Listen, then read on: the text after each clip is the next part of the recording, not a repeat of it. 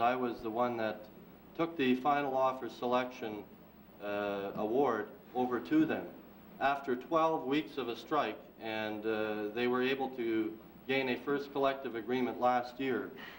Then to apply for final offer selection because they were able to get nowhere, absolutely nowhere at the bargaining table with the Lotteries Foundation. These people are not highly paid employees.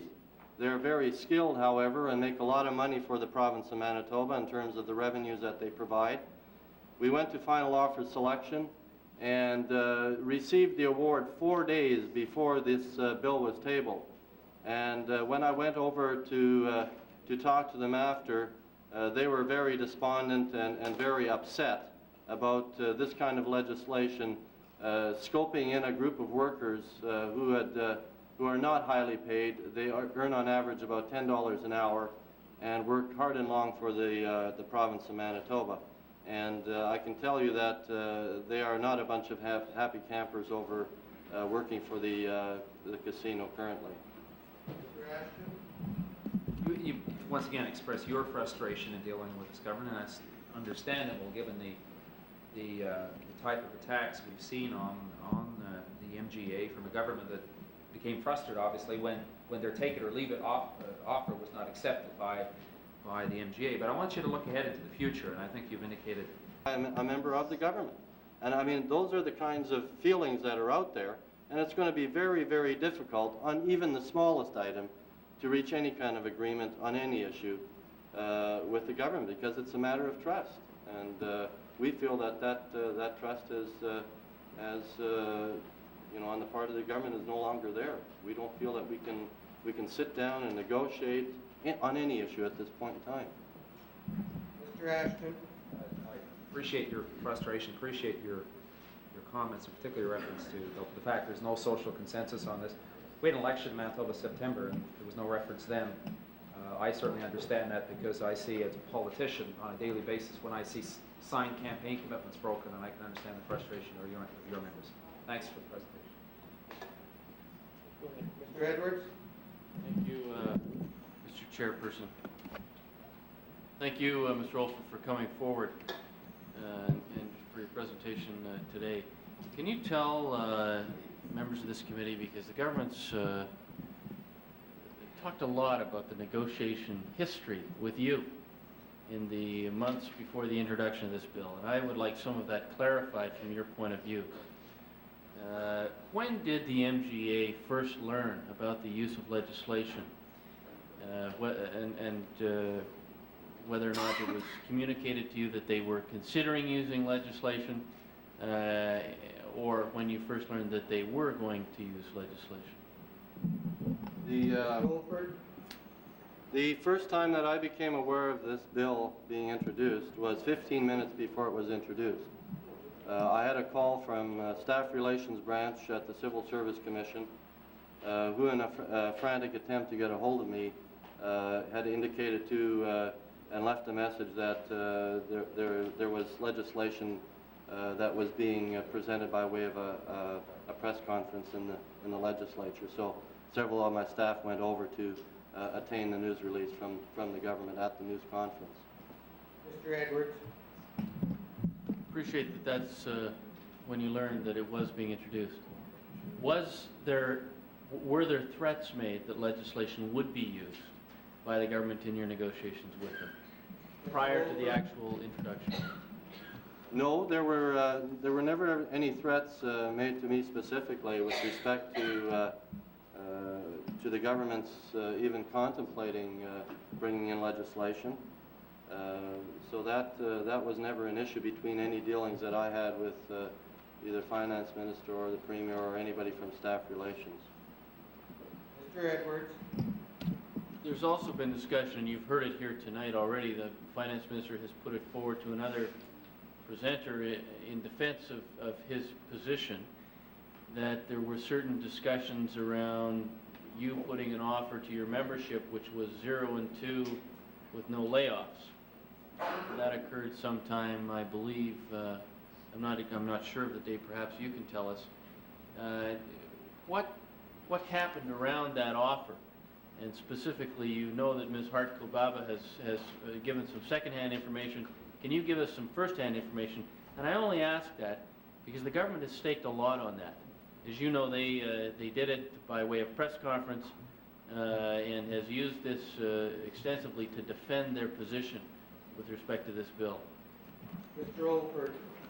Okay, just for a little bit of background, on January the 18th was the first time that we were presented with and it was tabled as a take it or leave it offer of 0% for the first year, 2% for the second year, some convoluted formula if expenditures or revenues increased in the province, we'd get some kind of a pittance from that increase in revenue.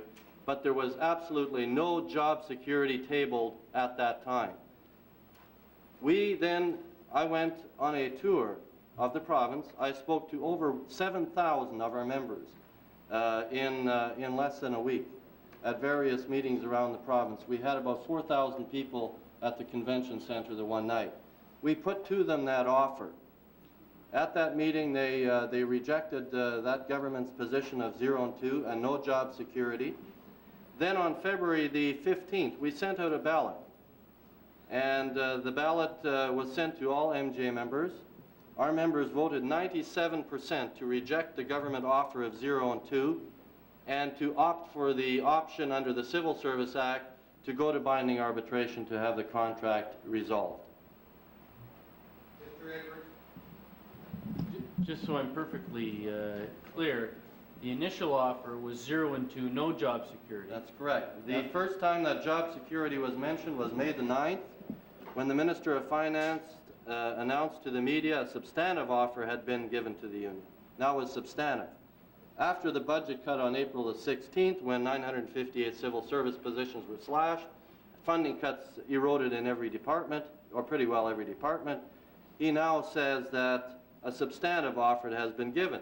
It's now 0 first year, 2% in the second, same convoluted revenue sharing proposal, and no layoffs until the next budget. After the damage has been done, he offers a no layoff provision up until the next budget. So, in essence, there was absolutely no change from our perspective after the damage had been done in the budget. I mean, why would we even want to look at a no layoff provision when, obviously, and I think the minister is quoted in some media or Hansard as saying, well, we were able to do this because our planning is now finished for this year. Mr. Edwards. Just one date I missed, and it may be on the record. When was the referral to arbitration made by the MGA? Mr. Olfert. I don't have the specific date that we applied, but it would have been sometime between February the 2 weeks, probably first week and somewhere in the middle of March. Mr. Edwards. So the offer and the process that the government stakes its claim on, which is offering 0 and 2 plus job security, came after a referral to binding arbitration under the Act, which would seem to seriously undercut that process, but also after 958 people had in fact been laid off. Is that, and it was on that basis that we can conclude you decided it wasn't worth putting to your membership? Mr. Olfert. That's correct. That's the events of how it happened. And we have elected bargaining committees. I touched base with the bargaining committees and they said, look, there's no change, no substantive change. It's just window dressing at this point in time to give us a no layoff provision now to cover some people. And it doesn't cover everybody. I mean, the provision is really watered down, the one that they proposed, compared to the one that we did have. It comes after the budget, after the cuts, and our committees felt that because there was no substantive change to their position, that we should continue on the arbitration route. Mr. Edwards. Mr. Manis, the finance minister, is quoted as saying on May 23rd, 1991, and he was responding to the allegations that he was being two-faced and hypocritical in giving Mr. Petty an additional $20,000 to come to MTS at roughly the same time as he was offering you 0%. His response was, the reality is that we're talking about two different issues. Either we accept the wage request, this is with respect to Mr. Petty, or we don't get the best person. Do you read into that any insult to your workers by the fact that they're willing to give you 0 and not negotiate in good faith? Does that tell you what Mr. Manis may think about the MGA workers? Mr. Olfert? Well, I think that you will probably hear, and you have heard from several MJ members tonight. I'm sure during the course of these hearings you will hear directly from them. I believe that I can tell you that people are insulted by those kinds of comments. There's no question about that. Mr. Edwards? Mr. Minister? Thank you very much, Mr. Chairman. Mr. Olfert, I'm sorry I wasn't in attendance, although I did read the brief. I'd like to clear up, though, a misconception that has been played over and over again tonight with respect to Mr. Petty, and I'm not here to defend the government's decision. I mean, there are other times and other ministers that can deal with that, but I would ask Mr. Olfert if he's aware that the payment given to Mr. Petty fits in with the classification as we inherited from the former government. Not the levels, but the classification for the 4 major heads of senior crowns, Mr. Chairman, which indeed allows for payment to individuals that had MPIC, telephone, hydro, I can't remember the 4th, there's a 4th, Mr. Speaker, that allows for a wage payment between $130,000 and $150,000. We inherited the classification system from the former government. Is he aware of that fact? Mr. Olfert? I'm not aware of that fact, but I think that, you know, if I can say so, the point you miss is the perception of that during the same time is when you're telling our workers that they should accept 0. I mean, I don't care if there's ranges in the classification. Hire the guy at the salary, or hire the individual at the salary that was there for the former person, Mr. Bird, who left. I mean, the perception is all wrong. The process, the sense of fairness. I mean, put yourself in the shoes of some government worker out there, busting their rear ends, working as a nurse's aide in a hospital in Altona. And then you get the MTS president being given a $20,000 increase. I mean, it's perception. I mean, I don't care what, you know, I'm not that familiar with the classification system or anything like that in terms of senior management. It's perception. Mr. Minister? Well, Mr. Chairman, Mr. Olfert says he's not aware of the classification system at seniors levels. Is he aware of the classification system within the civil service? And what Bill 70 does to those reclassifications? Does Bill 70, in his view, have any impact on classification changes within the civil service? Mr. Olfert? In terms of reclassifications? Correct. Well, reclassifications, I can tell you, quite frankly, is we have not been very successful in getting working staff, working line individuals reclassified over the years. I mean, that is a difficult chore in itself. But again, those issues are not negotiable in terms of the collective agreement. There is a reclassification procedure in the agreement, and we can't change that under Bill 70. Mr. Minister? But for the sake of consistency, Mr. Chairman, just like there was a reclass at the senior level, and you used the example of the head of Manitoba telephone system, that within the civil service, those reclassifications as they occur, not as often as indeed you would like, Mr. Olfert, but indeed in the sense that reclassifications do occur today, that Bill 70 will have no impact whatsoever on government decisions to reclassify. They can occur and will occur and have occurred under Bill 70. Well, Mr. Olfert? they don't occur, those opportunities don't occur often, they're rare, and quite frankly, with the number of jobs that are being decentralized, the number of layoffs that we've had, and the hiring freezes that you put on, I mean, there aren't a lot of reclasses available in the civil service, never mind any jobs. Mr. Minister? Is it a fact, Mr. Olfert, that Bill 70, which forces the extension of the existing contract, allows for merit increases, and that there are some significant number of employees who will receive a 4.5% increase as a result of merit increase? Mr. Olfert? Most of the merit increases are a lot less than 4% in terms of the pay range. Yes, the legislation does provide for that, but that is, again, something that has been there since the civil service has been since 1870 in this province. Mr. Minister? Mr. Chairman, Mr. Olfert has made a point of saying that the government has not particularly bargained particularly in good faith. I would ask him whether or not he recalls that the May 9th offer by the government, which provided for a 0 and a 2%, and to use his terms, a convoluted revenue sharing formula. And I take some exception to that because I drafted it, Mr. Chairman, and I thought it was pretty straightforward. But we always, but we, of course, we look at things through different eyes sometimes, Mr. Chairman. Mr. Chairman, can Mr. Olfert indicate that that wasn't the offer, plus job security? There was a condition to that. The condition was the only way that that would be offered, indeed, if that offer was taken to the membership. That was the condition of the offer. Can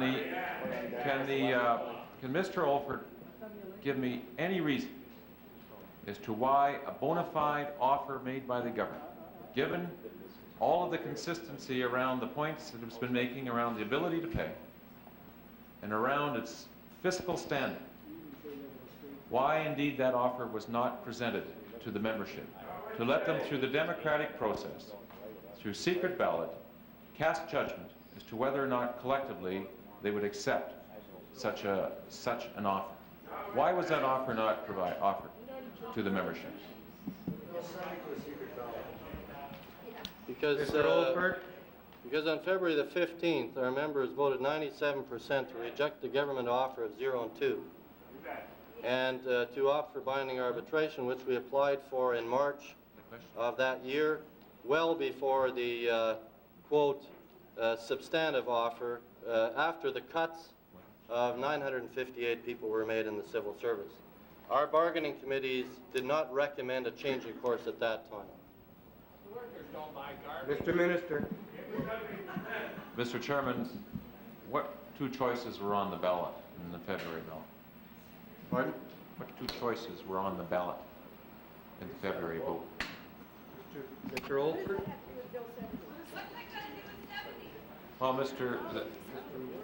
Well, I find myself... Order, please. Order, please. I find myself... Mr. Olfert? If the minister wishes, I'll produce a ballot form. I'll send it to you in the mail. Mr. Minister? Mr. Chairman, I respond to the public gallery who says, what's that got to do with Bill 70? I'm asking questions of clarification around the presenter's brief, the import of which seemed to be specifically focusing on lack of consultation from the brief's point of view by the government and negotiation. That's why I'm asking the question in the vein that I am. But, Mr. Chairman, is Mr. Olfert saying he doesn't remember what was on the ballot in the February vote? I mean, I'm serious. I think it's an important point. Order, please. Order, please. Mr. Ashton, on a point of order. Yes, having been interrupted by the Minister of Finance and being called to order a couple of times by the Minister in terms of asking a question, I wonder if the Minister considers it's appropriate here that he seems to feel he can do whatever he wants when it comes to questions. I'd like, by the way, if we want to open up this process, to allow the head of the NGA to ask the Minister of Finance about some of the discussions that him and the Premier had in regards to this matter, some of the direct offers, some of the supposed off-the-record comments that were made. I don't believe that's in order for the president of the NGA to do, and I don't think it's in order in terms of the line of questioning the Minister of Finance is bringing into place. And I'd ask you, Mr. Chairperson, if we're going to have rules that restrict me in terms of type of questions, and Mr. Olfert, that the Minister of Finance abide by the same rules. Order, please. Order, please. The honourable member did not have a point of order, but I have allowed a little bit of latitude here this evening. If the committee wishes, I can tighten it up a little bit. The honourable minister? I just asked Mr. Olfert whether or not there were basically two options on the ballot. They were strike or arbitration. Were they the only two options on the ballot? No. Mr. Olfert? No. Well, Mr. Order, please. Order, please. Order, please. Mr. Minister? Mr. Chairman, would Mr. Olfert acknowledge that he, representing the Government Employees Association, met with members of government and indeed the Premier to discuss issues around the new agreement on at least 1, 2, 3, 4, 5 occasions over a period of 5 months? Mr. Olfert? No, that's inaccurate. How many times did we meet? Mr. Minister? Well, You, you Mr. obviously Mr. Olfert? think that you have the numbers. Give me the dates. I'll tell you when I met with them. I don't have my diary here. I know that I met with them on a couple of occasions. Mr. Minister? No further questions? Ms. Friesen? Thank you. The MFL in their presentation raised the issue of Section 9 of the Act, the all-encompassing power of regulation, and I wondered if you had come to any conclusions or asked for any advice on the implications of this for your own members. Mr. Olfert? Well, I think that our